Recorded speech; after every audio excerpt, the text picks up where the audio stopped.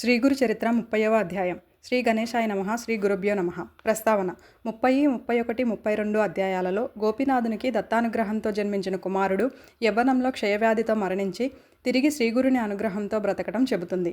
సద్గురువు బ్రహ్మలిపి మార్చి ఈ జన్మలోని రాతను మరుజన్మకు, మరుజన్మలోని రాతను ఈ జన్మకు మార్చగలడని ఉదహరిస్తుంది. ఇట్టి లీలలు శ్రీ అక్కల్కోట స్వామి చరిత్ర, శ్రీ షిరిడి సాయిబాబా వంటి నేటి దత్తావతార చరిత్రలలో కూడా చూడవచ్చు. క్రిందటి అధ్యాయాలలో సన్యాస కర్మ మార్గాలను పురుషులకు వివరిస్తే ఈ అధ్యాయాలు స్త్రీ ధర్మాన్ని సోదాహరణంగా వివరిస్తాయి. ఈ అధ్యాయాలలో తెలిపిన అనేక అంశాలను సావిత్రి యొక్క ఆచరణ కూడా తెలుపుతుందని గమనించాలి.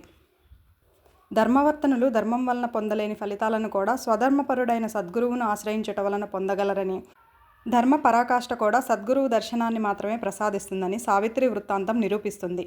ఆమెకు సహగమనం వలె ధర్మనిరతి కూడా సద్గురువు సమాగమ ఫలితమే. కథారంభం.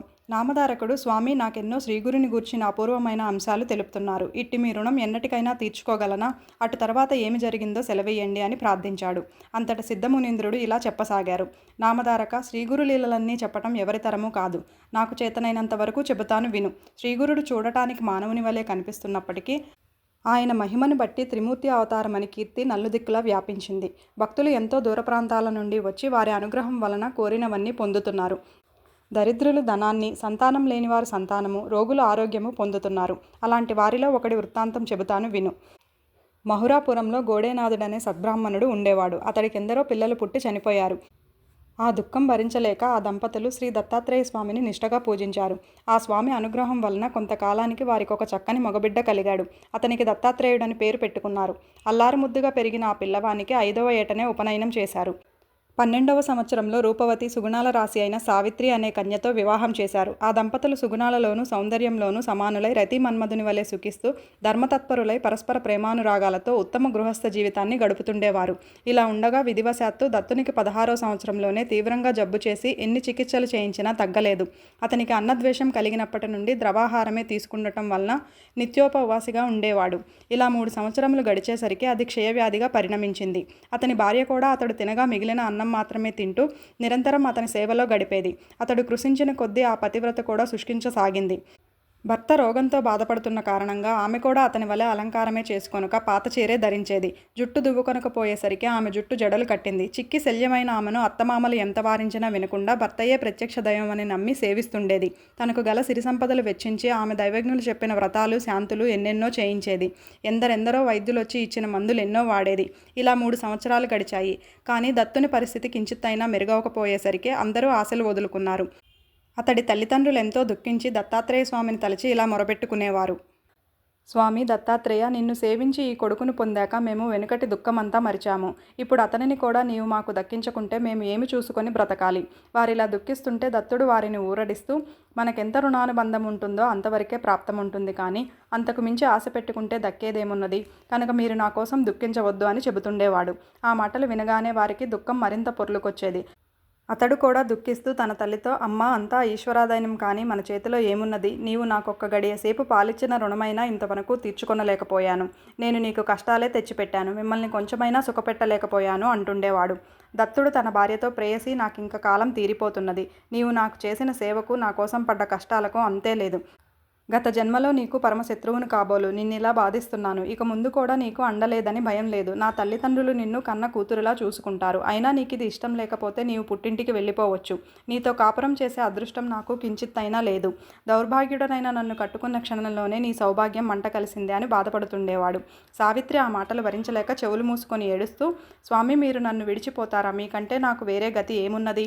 భార్యకు భర్తయే దిక్కుగాని తల్లిదండ్రులు కారు. నేను మీ శరీరంలో అర్ధభాగాన్ని సుమా. నా ప్రాణమైన మిమ్ములను వదిలిపోతే నా శరీరంలో ప్రాణం ఉండదు. మీరెక్కడ ఉంటే నేను అక్కడే ఉంటాను అంటుండేది.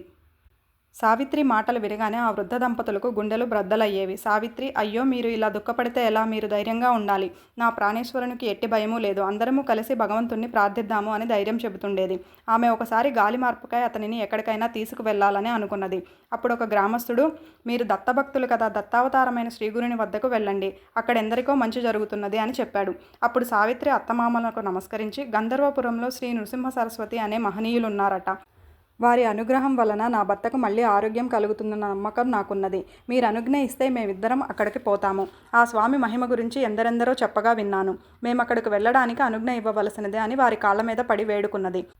ఆ వృద్ధులు తాము ఆశలు వదులుకున్న బిడ్డ ఎలాగైనా బ్రతికితే చాలని అందుకు అనుమతించి తగిన ఏర్పాట్లు చేశారు. ఆమె తన అత్తమామలతో మీరు ధైర్యంగా ఉండండి, ఆ గురుదేవుడే నా భర్తను రక్షించగలడు అని చెప్పి వారికి నమస్కరించి సెలవు తీసుకొని బయలుదేరింది. ఆ యువతి యొక్క ధైర్యానికి ఆ వృద్ధ దంపతులు అబ్బురపడి, అమ్మాయి శ్రీ దత్తస్వామి అనుగ్రహం వలన మా అబ్బాయి చిరంజీవి అగుగాక, సౌభాగ్యవతి భవ అని హృదయపూర్వకంగా ఆశీర్వదించి ఆమెకు వీడ్కోలు చెప్పారు. సావిత్రి తన భర్తకు శ్రమ కలగకుండా పల్లకిలో మెత్తని పడక ఏర్పాటు చేసి బోయిలను మెల్లగా నడవమన్నది. ఈ విధంగా వారు 3 రోజులు ప్రయాణం చేసి గంధర్వ నగరం సమీపించారు. సావిత్రి అక్కడక్కడా పల్లకీ దింపి శ్రీగురుని గురించి విచారిస్తున్నది. అంత దూరం ప్రయాణం చేసి డస్సినందువలన దత్తునికి రోగబాధలెంతో తీవ్రమయ్యాయి. అవసాన దశ సమీపించిందా అన్నట్లు అతడు బాధతో గిలగిలలాడుతున్నాడు. ఎలాగో పల్లకిని గంధర్వపురం చేర్చి అక్కడొక చోట దింపి సావిత్రి త్వరగా వెళ్ళి శ్రీగురుడు ఎక్కడ ఉంటారని ఆ ఊరి వారిని విచారించింది. వాళ్ళు స్వామి అనుష్ఠానానికి సంగమం వద్దకు వెళ్లారని చెప్పారు. అతనిని అక్కడకు తీసుకువెళ్దామని సావిత్రి పల్లకి వద్దకు వచ్చేసరికి దత్తుడు మరణించాడు. పాపం ఆమె గుండెలు బాదుకుంటూ ఏడుస్తున్నది. ఆమె పెట్టుకున్న ఆశలన్నీ పటాపంచలయ్యాయి. ఆ శోకం భరించలేక ఆమె కత్తితో పొడుచుకోబోతే అక్కడి వారందరూ అడ్డు వచ్చి ఆపారు. ఆమె దుఃఖిస్తూ, అయ్యో స్వామి, నాకిదేమి గతి? ఓ శ్రీగురుమూర్తి, మీరు ప్రాణరక్షకులని తలచి గంపెడాశతో ఇంత దూరం కాళ్ళీడ్చుకుంటూ వచ్చాను. కానీ నా పని దైవానుగ్రహం కోసం వెళ్ళిన వాని మీద ఆలయం విరిగిపడ్డట్లు, నీడను చేరబోయిన వాని మీద ఆ చెట్టు విరిగిపడినట్లు, మంచినీటికని పోయినవాడు మొసలి నోట్లో పడ్డట్లు, నా భర్తను బ్రతికించుకోవడానికి ఇక్కడకు వచ్చిన నేను అతనిని పోగొట్టుకున్నాను. నాకు తెలియకనే నేను నా భర్తను చంపిన దానినయ్యాను. వృద్ధులైన అత్తామామలకు ఒక్కగానొక్కడైన వారి బిడ్డను దూరం చేసి దేశం కాని దేశంలో దిక్కులేని చావు చచ్చేలా చేశాను అని హృదయ విదారకంగా ఏడుస్తున్నది. అప్పుడు అక్కడ చేరిన వారిలో కొందరు, అమ్మాయి, నీవిలా ఏడ్చినందువలన లాభమేమి? విధిలిఖితం విష్ణువునైనా విడిచిపెడుతుందా అని తెలియచెప్పాలని చూశారు. కానీ వయసులో చిన్నదైన ఆమెకు అతని సహచర్యంలోని మధురమైన స్మృతులు గుర్తుకు వచ్చి ఆమె హృదయాన్ని కలిచివేస్తున్నాయి. ఆమె దీనాతి దీనంగా వారందరితో, అయ్యలారా, ఇప్పుడు నేనెక్కడ ఎవరి అండన ఉండాలి? నా ప్రాణనాథుడు మరణించాక నేనెలా బ్రతికేది? నా భర్త వంటి సగుణ సంపన్నుడు ఈ లోకంలో మరెవ్వరూ లేరు. చిన్నప్పుడు గౌరీవ్రతం, వివాహం అయ్యాక భవానీ పూజలు, అఖండ సౌభాగ్యవ్రతం అన్నీ ఎంతో శ్రద్ధగా చేశాను. ఆ పుణ్యమంతా ఏమైపోయింది? నా మాంగళ్య రక్షణ కోసం నా నగలన్నీ వదులుకున్నాను. అందుకు ఫలితం చివరికి నాకు ఈ పసుపు తాడైనా దక్కకపోవడమేనా అని దుఃఖిస్తూ ఆ శవం మీద పడి, స్వామి, నన్ను విడిచి ఎక్కడకు పోయారు? మీరు లేకుండా నేను ఎలా బ్రతకగలను? అయ్యో, ఈ వార్త విన్న వెంటనే మీ తల్లిదండ్రులు మరణిస్తారు. వారి బిడ్డను ఎలాగైనా బ్రతికించుతానని వారిని నమ్మించి మిమ్మల్ని ఇక్కడకు తీసుకొని వచ్చాను. నేను ఈ పని చేసినందువల్ల 3 ప్రాణాలు తీసిన దోషినయ్యాను. నేనిప్పుడు వారికి ముఖం ఎలా చూపేది? నేను మీతో వస్తానంటూ హృదయ విదారకంగా శోకిస్తున్నది. ఇంతలో అక్కడకు మెడలో రుద్రాక్షమాలలు, చేతిలో శూలము, శరీరం నిండా భస్మము ధరించిన ఒక తపస్వి వచ్చి సావిత్రికి ఇలా వివేకం ఉపదేశించాడు. పిచ్చిదానా, నీవిలా ఏడ్చి ఏమి ప్రయోజనం? నొసటి వ్రాత మారదు కదా. పోయిన ప్రాణం తిరిగి వస్తుందా? ఈ భూమి మీద చనిపోకుండా శాశ్వతంగా ఎవరు నిలుస్తారు? అయినా ఇతడు ఎక్కడికి పోయాడనుకుంటున్నావు? ఆలోచించు. అసలు నీవెవరు? ఎక్కడ నుండి వచ్చావో చెప్పు. ప్రవాహంలో ఎక్కడ నుండి వచ్చి కలుసుకున్న కట్టెలలాగా భూమిపై జీవులు కలుసుకుంటారు. కొద్ది సమయం కాగానే అలాగే విడిపోతారు. పక్షులు సంధ్యాకాలంలో గూటికి చేరుకున్నట్లు జీవులు మళ్ళీ ఎక్కడ నుండి వచ్చినవి అక్కడకు చేరుతాయి. నీటి నుండి వచ్చే బుడగల వలె ఈ శరీరాలు వచ్చి కొంతసేపుండి మరలా నశించిపోయేవే కదా. పుట్టేవాడు, చనిపోయేవాడు వాటిలో ఎక్కడున్నాడు? అతడెవరు? మాయావసులై అలాంటి జీవులను నావి, నా వాళ్ళు అనుకోవటం ఒక భ్రాంతి. ఇతని తత్వం ఆలోచించకుండా ఈ శరీరమే నీ భర్త అని అనుకుంటున్నావు. జీవుడు కర్మ వలన శరీరం ధరిస్తాడు. కర్మ త్రిగుణాల వలన ఏర్పడిన శరీరం సుఖదుఖాలు కలిగిస్తుంది. గుణాలన్నవి మాయ వలన ఉన్నట్లు కనిపిస్తాయే కానీ నిజానికి లేనే లేవు. త్రిగుణాత్మకమైనది మాయే కానీ ఆత్మ కాదు. పుట్టుక, చావు మొదలుగున్న వికారాలే లేని ఆత్మకు త్రిగుణాలతో ఎట్టి సంబంధమూ లేదు. ఆ జీవుడు ఆ విద్య వలన కర్మబంధంలో చిక్కి ఈ సంసారంలో పడి ఈదులాడుతున్నంతవరకే సుఖదుఖాలు అనుభవిస్తాడు.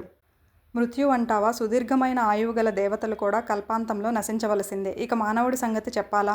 కాలం వలన పుట్టి దానికి అధీనమై ఉన్న ఈ శరీరం స్థిరంగా ఉండటం ఎలా సాధ్యం?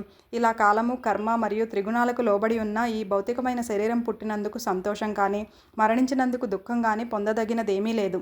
గర్భంలో పడినది మొదలు ముసలివాడయ్యే వరకు వెనుక చేసుకున్న కర్మలను అనుసరించి ఎప్పుడో ఒకప్పుడు మరణించక ఎవరికీ తప్పదు. ఈ మధ్యకాలంలో ఎవరైనా వారి విధివ్రాతలను అనుసరించి ఎక్కడ ఏ సమయంలో ఎలాంటి సుఖదుఖాలు అనుభవించాలి అట్టివి ఎవరైనా అనుభవించవలసిందే కానీ వాటిని నిరాకరించటం ఎవరి తరం? ఎప్పుడైనా ప్రాయశ్చిత్త కర్మల ద్వారా దుష్కర్మను నశింపచేసుకోవచ్చు. కానీ కాలగతిని నియమించటం ఎవరి తరమూ కాదు. ఇప్పటి మీ సంబంధమే నిజమైతే గత జన్మలో నీకెవరితో ఎట్టి సంబంధం ఉన్నదో చెప్పగలవా? లేక వచ్చే జన్మలో నీకేం జరుగుతుందో చెప్పగలవా?